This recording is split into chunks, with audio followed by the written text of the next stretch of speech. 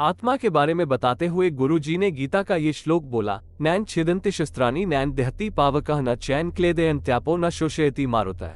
अर्थात आत्मा को न शस्त्र छेद सकते हैं, न अग्नि जला सकती है, न जल उसे गला सकता है और न हवा उसे सुखा सकती है।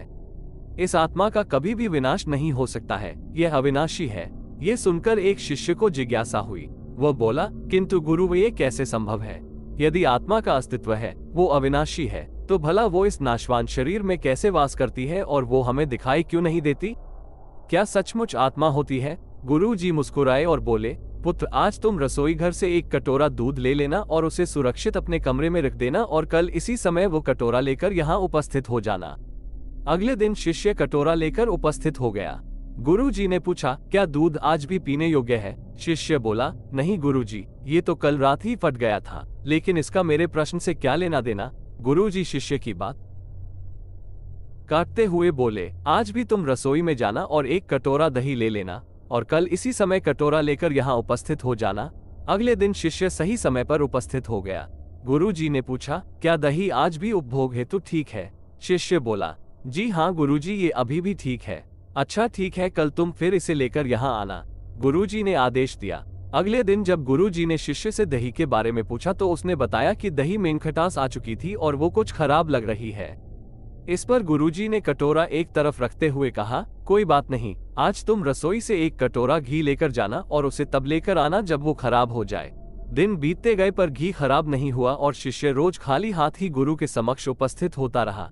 फिर एक दिन शिष्य से रहा नहीं गया और उसने पूछ ही लिए, गुरुवर, मैंने बहुत दिनों पहले आपसे प्रश्न किया था कि यदि आत्मा का अस्तित्व है, वो अविनाशी है, तो भला वो इस नाशवान शरीर में कैसे वास करती है और वह हमें दिखाई क्यों नहीं देती?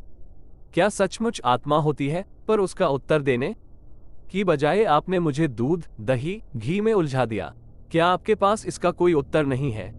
इस बार गुरुजी गंभीर होते हुए बोले, वत्स, मैं ये सब तुम्हारे प्रश्न का उत्तर देने के लिए ही तो कर रहा था। देखो, दूध, दही और घी सब दूध का ही हिस्सा है, लेकिन दूध एक दिन में खराब हो जाता है, दही 2-3 दिनों में, लेकिन शुद्ध घी कभी खराब नहीं होता। इसी प्रकार आत्मा इस नाशवान शरीर में होते हुए भी ऐसी है कि उसे कभी नष्ट नहीं किया जा सकता।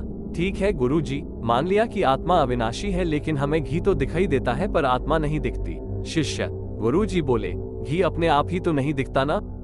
पहले दूध में जामन डालकर दही में बदलना पड़ता है, फिर दही को मथ कर उसे मक्खन में बदला जाता है, फिर कहीं जाकर जब मक्खन को उसी तापमान पर घंटों पिघलाया जाता है तब जाकर घी बनता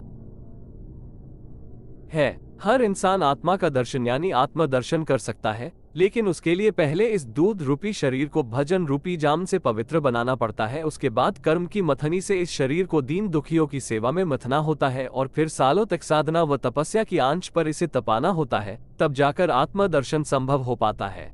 शिष्य गुरु जी की बात अच्छी तरह से समझ चुका था। आज उसकी जिज्ञासा शांत हो गई थी। उसने गुरु के चरण स्पर्श किए और आत्मदर्शन के मार्ग पर आगे बढ़ गया। अगर आपको वीडियो अच्छा लगा है तो लाइक करें और इस तरह की जानकारी के लिए चैनल को सब्सक्राइब करें प्लीज।